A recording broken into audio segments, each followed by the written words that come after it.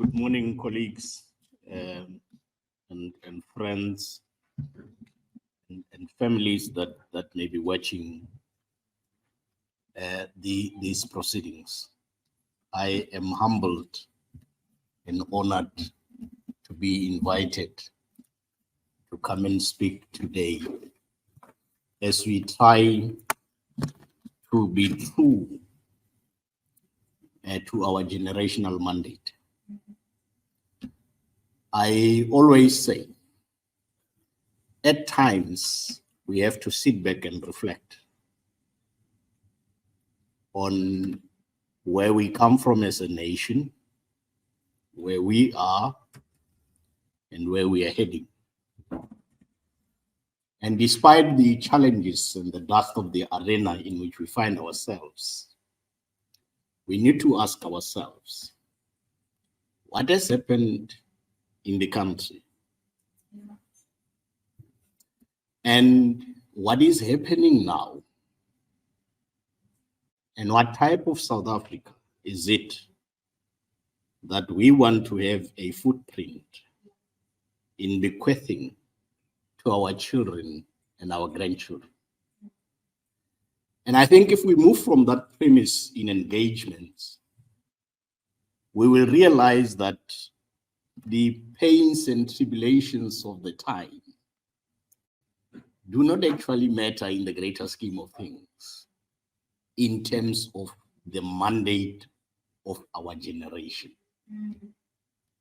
So that ultimately when those who write have occasion to sit back and write and say, this was South Africa in pre-1994. And this is the South Africa of constructors of a constitutional and democratic dispensation. And perhaps the ideal that we are looking forward to realizes, and they live in that space and they look back, will they see your footprint in the nation at work for a better life? Or would they find a forever complainant in a corner?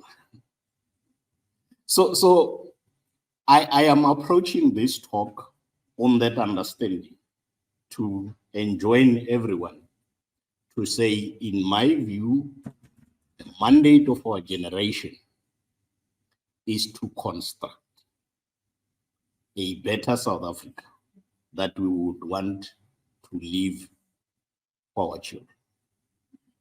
And then we must be brutally honest in discussing what happened, what is happening, and what should happen as we look forward. So my sister asked the question, is there a script for men? And in a way, I think she was prophetic because I'm here to speak on what, in my view, we should start contributing to this. To start by saying, never mind the religious debates. All right. But I'm a Christian. And the purpose and the intention is not to convert you to Christianity, but to say there is a script found in the Christian book that we must look at as part of the contribution of the script of a father. And then we must try to work with other religious persuasions on perfecting that script. And the script is found in the most read book of those in the Christian faith called the Bible. And it is in the book of Matthew, chapter 6, verse 9. It is commonly referred to as the Lord's Prayer. And I will go with you through the Lord's Prayer, not as a sermon, But as part of our discussion of what is a man and what type of a man are we trying as we emerge from apartheid South Africa into a constitutional and democratic South Africa, what type of a man are we looking at our kids and our grandkids to be? Now, it starts with our father. Our father. You can't be a man, all right, if you only think that your responsibility is only to your biological kids or only your biological kids within a marriage, and or, as you narrow down your responsibility,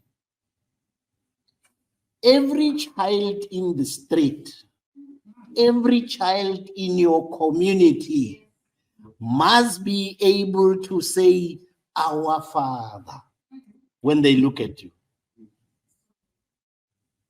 They must be able to own you up. And that speaks to your outlook. It speaks to your character. It speaks to your understanding of your purpose. Called upon not only to father your biological offsprings, you are called upon to father the nation. And that's the first point of departure. So every one of us, when we look at you, we must see a father. We mustn't see a factory fault. All right? We mustn't see a factory fault. South Africa's factory fault. We must see a father. All right? And the book goes on to say,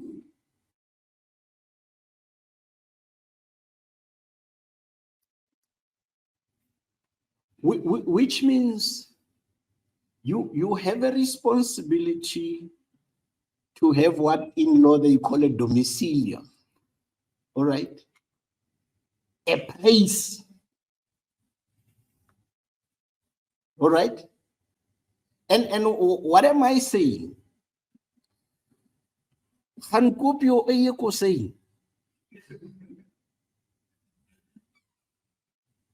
You can't be a father and call yourself a father in truth when you haven't bought a door frame for your children to walk into a home. Because most of the debates and the fights amongst communities, especially in South Africa, and more especially in Cape Town, where there is a serious battle for land, especially for the Black communities, right? Because land is so expensive, all right? It becomes difficult for fathers to provide a home. We understand that. But it should be an ideal that when you are a father, you cope your kosai. You can't be marrying and bringing your wife into your parental home and have fights where you actually debate on pieces of a chicken to say when she has cooked, she gives only my children the wings and she gives her own children the thigh. I mean, why do you allow that kind of situation? Buy property if you can afford it. Get out. And we must speak out these things because they are at the center of family fights, and they are at the center of disputes between companions, and sometimes the relationships end because he doesn't want to go and buy his own door frame. So you must provide a home for your children, a separate estate from the estate of your parents and the estate of your siblings. That's the responsibility of a father. You can't have a situation where, and these are the battle within families. When you pass on, there is now a debate of who owns what. Your wife and kids end up in the street because ye etni ekosein hekuapi. Aso reke kosein. Autengangi kosein. Usapin. So we must speak these things out. Fathers must take responsibility. It doesn't matter whether it is a child in marriage or not. If you can afford it, buy your kids property. If you happen to father children with more than one woman, if you can afford it, make sure that each and every one of them have their own home. So that we know when you are called yonder, right? There's no debate as who stays where and who owns what.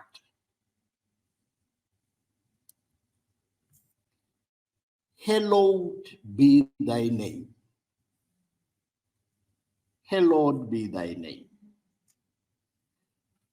Can we actually, when we see you and how you behave, say, wow, that is my path? And that speaks to the character and the reputation that you build. All right? You can't build that wow element if when other fathers are spending sleepless nights reading and writing assignments, you are at a tavern. It can't be. It simply cannot be. To build the wow element as a father, you must be able to know what some of us know. You can't lead the nation if you sleep the same day you woke up. It's simply impossible. Those of us who are toiling to build a better South Africa, most of us do not sleep the same day we woke up. And if you ask me who are the characters in generations, I don't know. And I'm not saying SOPs are bad. All that I'm saying is, if you still have time to follow Idroslame or Sievendelan every day, something is wrong with your fatherhood. Seriously wrong. There must be time, and don't hear me wrong. There must be time where you sit with your family and enjoy family time. And on that occasion, you will have to watch Sievendelan. But either during the session or thereafter, you must have a briefing of what happened before and what's likely to happen or what happens 2 weeks before. But if you follow it every day, there is something wrong with your fatherhood. Because it means you've neglected building up the wow element. Because the wow element makes it impossible for you to have your whole life as an entertainment period. It can be. The time to entertain yourself and your family is very limited as a father, but it is necessary. It is necessary. thy kingdom come. What is it that you're teaching your children?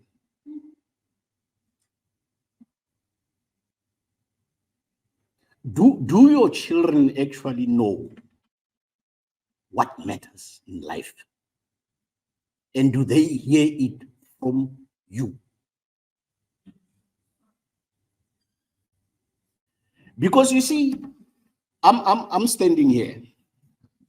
I don't have to worry about my kids' choices today, where I am. I don't.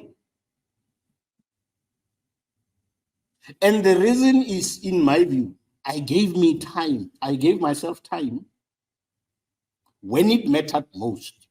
And the time that matters most with kids is very limited. All right? Between the ages of 9, in my view, and 14, that's the only time that you have as a parent. That time, in my view, between the ages of 9 and 14, if you can't make it, it's gone. It's gone. Because before 7, they may not remember. They may not appreciate. And if they are in school, whatever the teacher said, it's number one. Whatever you say is wrong. I mean, those who raised kids who were school and have been of school going age, you know, once the teacher has said it, that's it. All right? So at least from 9, there is an understanding. But after 14, you start competing with the streets. That's the reality. Sometimes, if you are not fortunate, even earlier, depending on their development.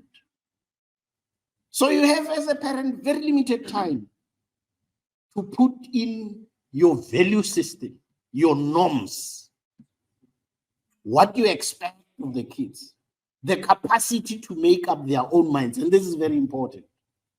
The capacity for children to make up not fearing you.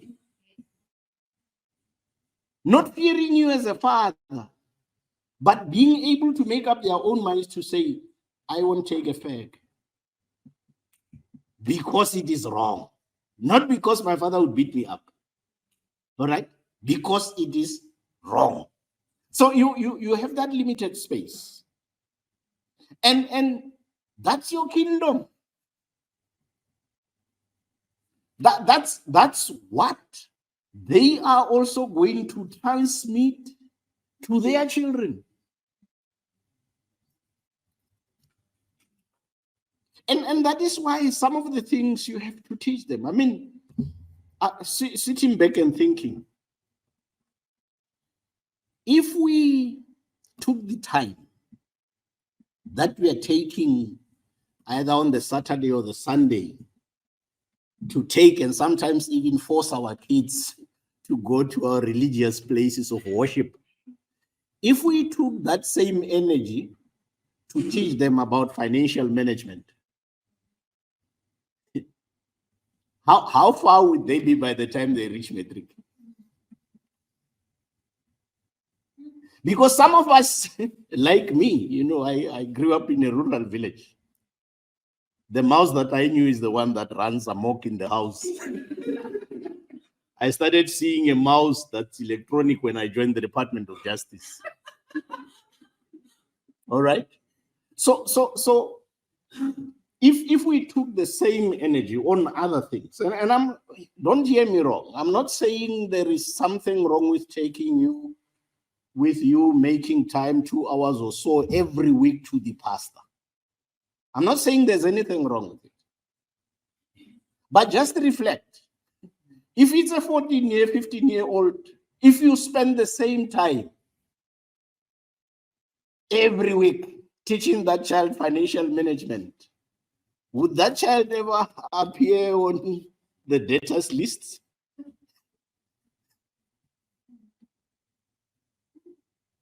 And what is it that matters to you?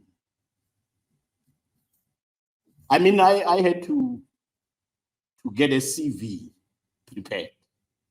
All right. In my time, even to join the Department of Justice, you still had to get a referee. So I had to go to the pastor and say, give me a reference letter to say, hey, Sahuye can come, I'll take Sondag Kerk to all those things, all right, to convince the government of the day then to say, I'm an upright person, you know, a koini klepeni. All right. So what is it that when you leave, and deliberately I'm talking about other issues except the financial part of the maintenance of a child and the building up of a community, how the voice of the father matters. All right. So build your kingdom. Build your kingdom.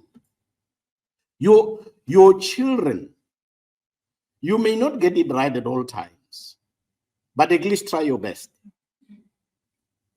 And I always believe that luck lies somewhere within hard work. Luck lies somewhere within hard work. So just work hard and you may trample around luck and things may change for the better. So build your kingdom. Check on what matters. Check on the norms, the values that you have a responsibility to bequeath to your children. Thy will be done on earth as it is in heaven.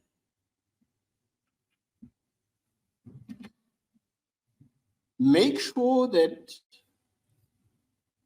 whatever you wish to happen tomorrow, you build today.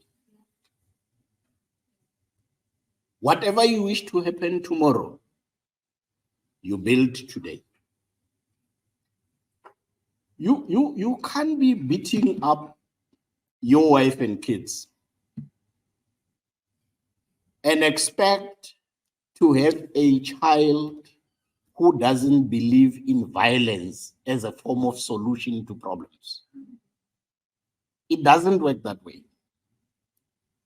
I always remind myself to say the best sermons are lived. They are not preached. It doesn't matter what you tell to anybody. What matters is the lifestyle that you lead. So how you behave to others. I mean, I wake up in the morning, you're my neighbor.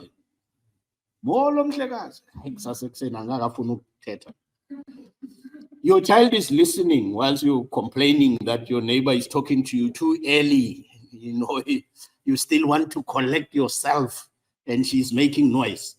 These nasty comments, your child is listening to them. Your neighbor may not hear that you're complaining that you're greeting them too early in the morning, but the child is listening. And that's what you're building up. That's the type of character you're building up. So be exemplary in how you conduct yourself. Be exemplary as a father in how you conduct yourself.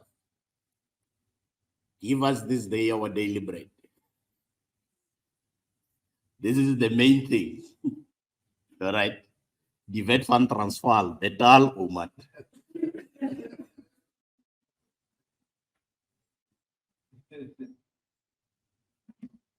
To the extent that you are able, provide for your children.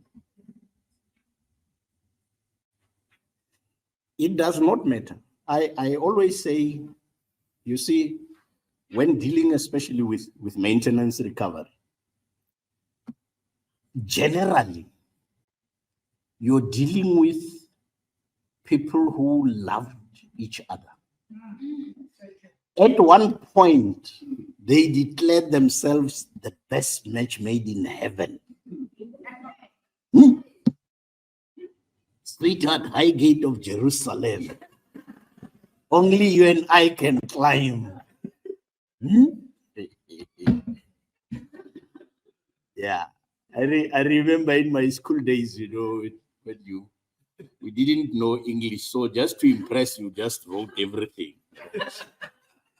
I'm still gogolizing under the magogability of matronability. As long as the abilities, just to impress. So that's where the relationship comes from. All right. Sometimes you believe you were cut from the same cloth. Sometimes you believe that you were specifically designed for each other. God set you here as a father and looked at you and cut out hair for you. And something went wrong. And then you realize that the line between love and hate is actually very thin. Right? And then there comes the pain then of how you deal with how you separate. You become nasty to each other. So there is pride, there is pain. And those things are not part of the papers that comes before a magistrate or a judge. All right. But that baggage is there. And it defines how then the parties approach the question of rents and cents. So my plea, as we write the script of a father in 2023, is that remove those spectacles of your pain and ego through which you see the children. Remove that mother, put her on the side so that you can see your children without the blurring of your pain, the blurring of your issues. The fact that she cheated has got nothing to do with your children. Has got absolutely nothing to do with it. The fact that you decided to say, okay, this is enough, I'm walking away. Walk away from her, but not from them. You see? So the responsibility to provide is still there. And you see, the law, when you are called to court as an accused person, is that you have the right to remain silent. All right? And that right is even in the Constitution. It's constitutionally guaranteed. But when it comes to maintenance, the law is different, because the right to remain silent is in Section 35 of the Constitution. It deals with an accused person. When you're called for a maintenance inquiry, you are not an accused person. In fact, the regulations say you have a duty to speak about your finances. So there is a distinction. Whilst you have the right to remain silent when you are accused, when you are called for a maintenance inquiry, you have a duty to speak about your finances and disclose. You don't have to hide your finances. You don't even have to wait for a maintenance officer to ask you for that. In fact, when you're served with the documents that calls you for an inquiry, you will see that that document includes what you have to disclose. And if it is more than what is set out there, you have a duty. Frank and candid, these are your children. They must be provided for. They don't eat excuses.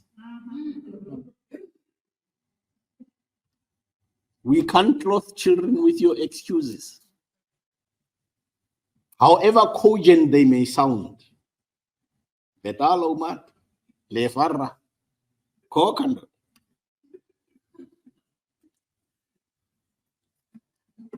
Forgive us our trespasses as we forgive. This is very important. We must have the capacity to transcend pain. I have said there is what I call the generational mandate. And the mandate of this generation is to be able to transcend the pain. And transcending that pain does not depend on who caused it.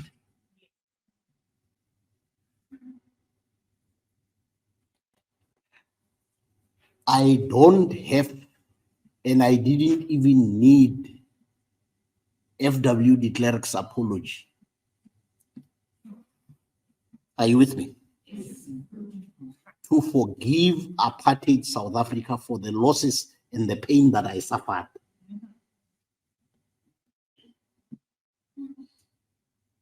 You see? Even those today that still deny that today myself and my people are still suffering from the past, I don't need their understanding. Are you with me? I'm the bigger person. Whether they realize, all right, that still putting blacks in modern day concentration camps, plakkers campe, you know, and blackies dorpies, all right, whether some still have the humanity to see that that is wrong. You can't have a situation where more than 80 families share one toilet in a city like Cape Town. Whether they see that as something that is painful or not, I don't need them. Are you with me? I don't. You you don't need an apology. You don't need an apology to forgive. But that does not mean that you don't have the right and the duty to speak out when you are in a position to speak out. You see? So you, as a father who may have gone through the pain and may still be going through the pain, all right? You have a mother of your children who's born again, Bible bashing, all right? And then your belief system is different, all right? There must be because you believe in sangomas and traditional rituals and whatever. And then during the drum beating, someone in a spiritual trance says to you, look, the problem is your ancestors are not happy because you're not taking care of your children. So you must bring all your children home and appease your ancestors by slaughtering a goat. All right? And then you go to the mother of your children and say, hey, I need my kids home. I'll be slaughtering and they must come. Says, I'm in this way. I am born again. I don't need that blood because Jesus' blood is sufficient. I don't need goat's blood. Even if that hurts you, it does not mean that you don't have to pay maintenance the next month.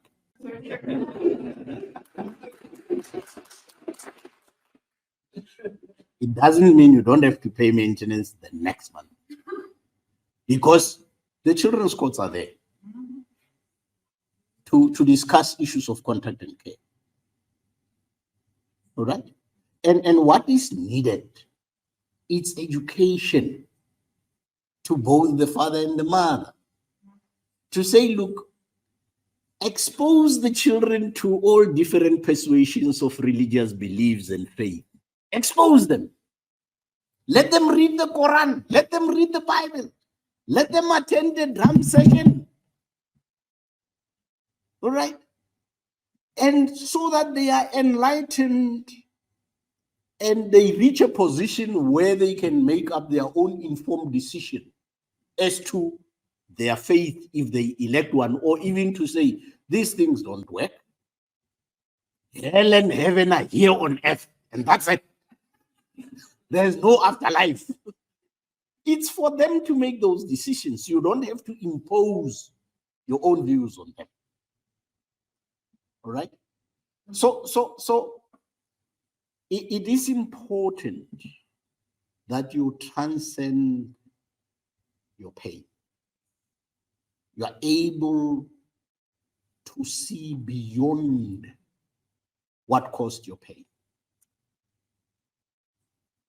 Your pain is no justification for not having a relationship with your children. And you'd have seen from my discussion to say, I deliberately went through, and also the chapter helped me that it put maintenance more towards the bottom. Not that it is not important, all right? But there are other things that matter in the development of a child that need the father, all right? The values, amongst others, they need the father. That is why it is important that we encourage fathers to have relationships with the children. All right? We are not saying they must go kiss and make up with their mothers. If you have been kissing a frog for 30 years and you decided after 30 years to say, I'm kissing a snake, let it be. It's okay. It's okay. Remember in my profession, and especially in my previous life as a magistrate, I knew that there is a period where there is a transition, you know. In the part that I said, people believe that they were cut from the same cloth. It's baby and honey. That's how they call each other. Baby, honey, you know. But once that peck happens, all right, then they change. And normally the names are similar, all right? The woman becomes the snake, the man becomes the dog. All right. So after 15 years, you realize I've been sleeping with a dog. Or I've been kissing a snake. I'm not saying go and kiss the snake. But those children remains your children. And they need your love and care. They need your support.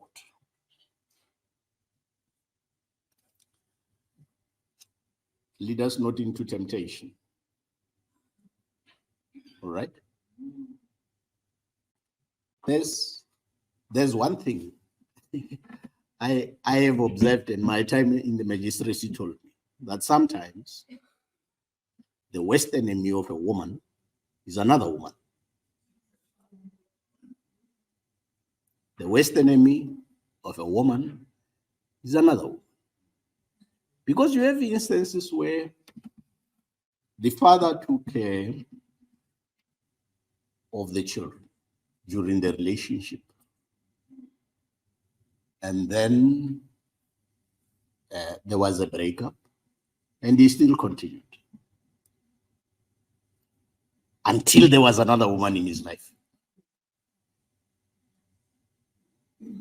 Until there was another woman in his life. And sometimes you can discern even during the inquiry that actually he himself understands the true issues. all right? But he has got a fear of what's going to happen in the bedroom that evening in his new life, or even when they walk out of the court. And that is why sometimes as a magistrate, you have a very serious difficulty, and you think very hard, because there is an application by the father to say, I'm now married, and what we are going to discuss has got financial implications in my new life. I ask the court to allow my new wife to be present in the proceedings, to take note of what is happening, and also to give me moral support. What do you do? It's not an easy question. All right. And sometimes you discern that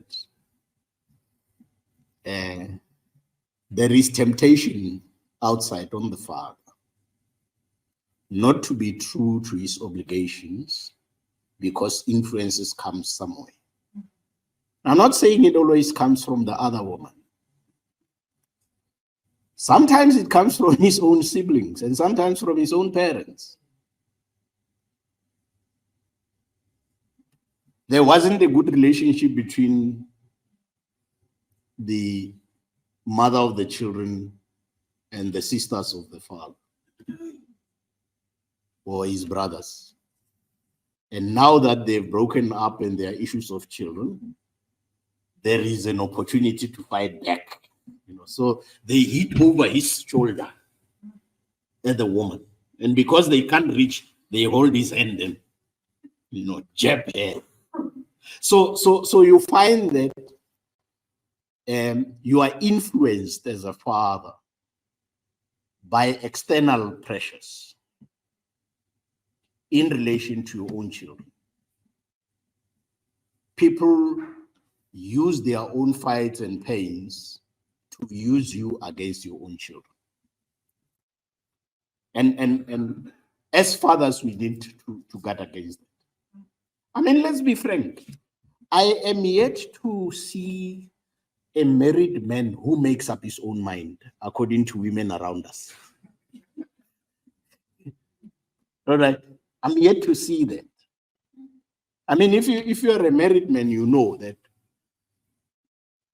or you can relate that some of the decisions that you make, when you discuss them with your wife, you will get the accusation that they come from your siblings and or your parents.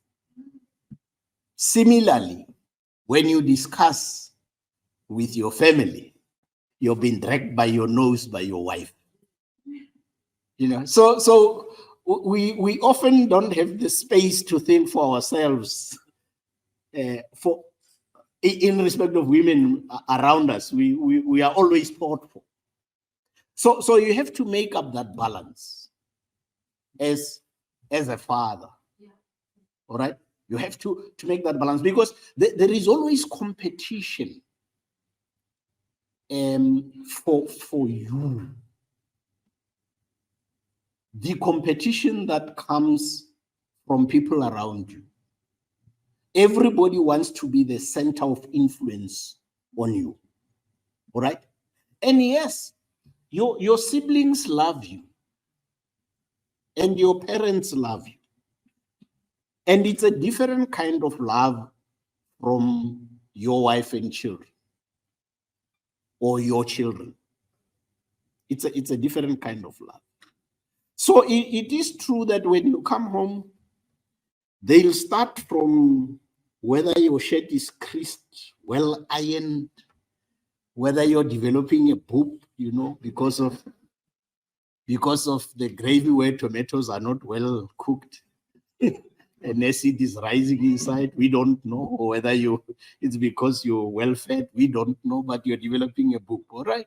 And they start getting worried, So it's natural. They love you. Remember, your mother has been ironing for you since you were born, all right?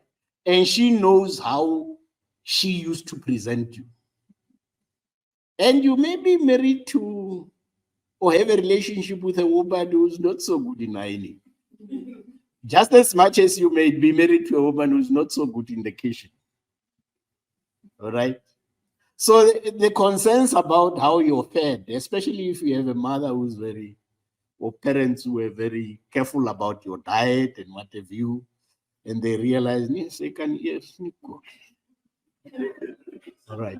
So there are those kinds of debates. So there's always that temptation around you. You know, there's always that those battles that you must fight.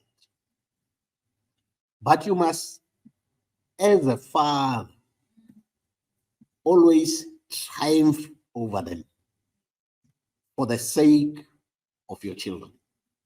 It is important. You have to manage your family and divert their interest to know that when it comes to Daniel Thulare with his kids, it's a no.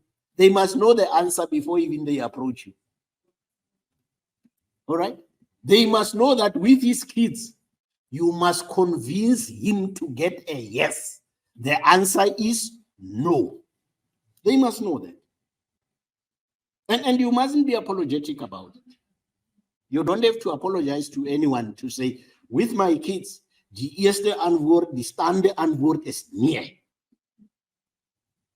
And you must end my yes when it comes to my children. So with all that said, it is our responsibility as fathers to build our kingdoms so that history points to the power of our authority forever and ever. Amen.